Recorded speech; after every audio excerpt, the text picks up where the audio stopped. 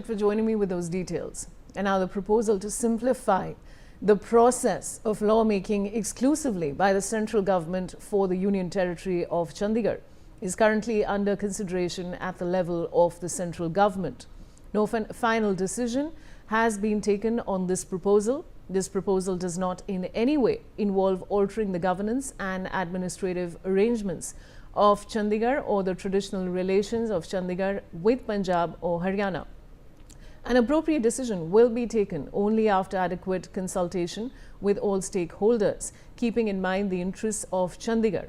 There is no need for concern on this matter. The central government has no intention of presenting any bill to this effect in the upcoming winter session of the Parliament.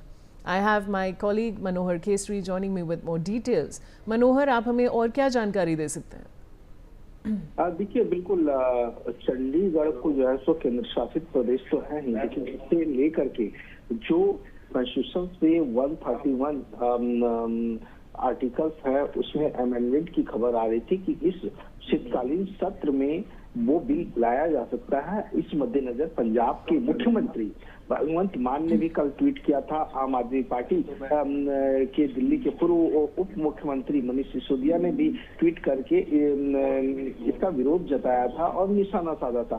तो ऐसे में केंद्रीय गृह मंत्रालय की ओर से साफ कर दिया गया है कि आने वाले जो शीतकालीन सत्र है, विंटर सेशन में इस तरह की कोई भी बिल नहीं लाया जा रहा है जो चंडीगढ़ से जुड़ा हुआ। सरकार की कोई मंशा नहीं है। अगर भविष्य में ऐसा होगा तो चंडीगढ़ के प्रशासन की व्यवस्था के साथ साथ पंजाब और हरियाणा में इसका क्या इम्पैक्ट पड़ेगा, किस तरह से है, उनका क्या हित होगा, उनके हित को ध्यान में रखते हुए सारे स्टेक होल्डर से बातचीत की जाएगी। उसके बाद कुछ निर्णय लिया जाएगा।